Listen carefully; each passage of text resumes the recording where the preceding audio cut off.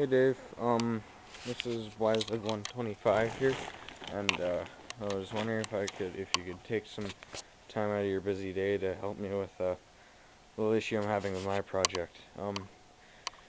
It's a 1982 Toyota pickup truck with a 22R motor and an automatic transmission, um, put on a 1989 Suzuki Samurai, frame and chassis.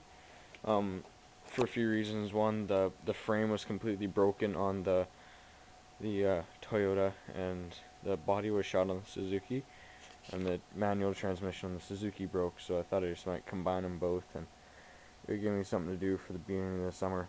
Um, so far it's gone pretty well. The wiring, I kind of messed up on the wiring, so need to figure that out. But when I was gonna go put my winch bumper on today, I noticed that, well, again, it's a small truck, or it's a small chassis, light suspension going, putting a bigger, heavier engine and stuff in it. So I made risers there for this front spring suspension.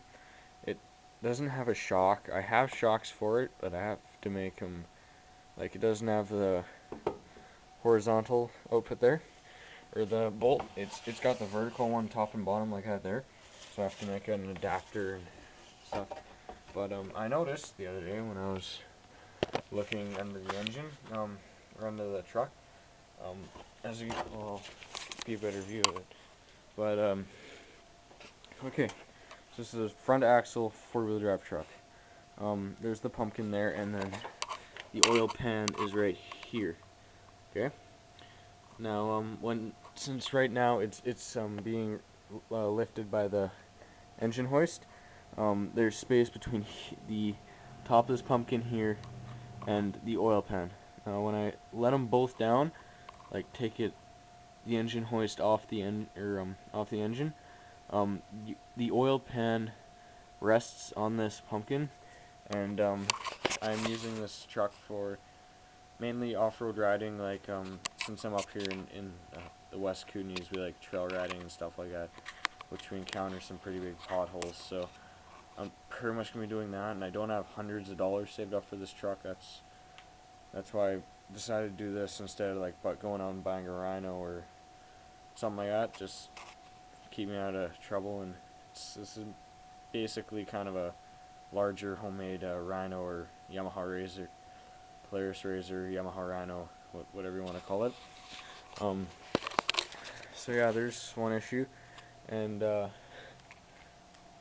other one is I didn't really line up the body and the frame perfectly, so the engine here, I don't know if you can see, it's, even when it's resting, it's on a tilt like this. So I was wondering if that would affect the performance in any way. It's a carbureted 22R motor. Those are all the specs I have on it right now. If you have any free time and are able to help me, I can figure out some more specs for you.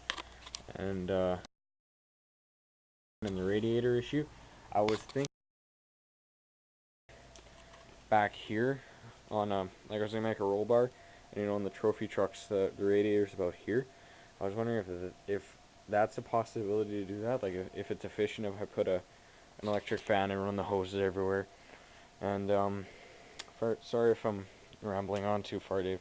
The first issue is the only issue I really want help on, and these are just some stuff I'm planning to do on the truck, but I need someone to like consult who's a pro, since my dad's working all the time and stuff.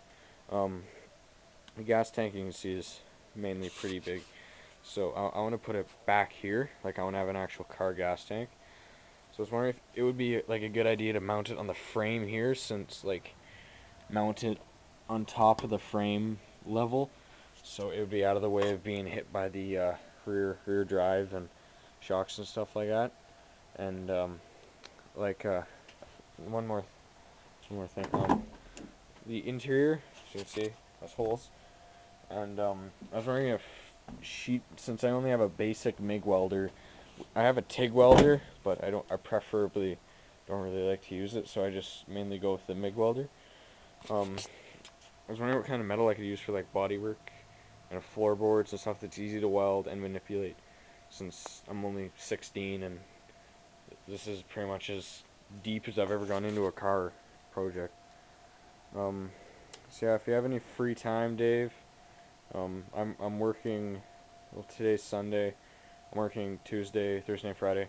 So by the time of next week, somewhere around there, as quick as you can, um, is give me a shout and tell me what the best option for me is. Thank you very much, Dave, and have a good one.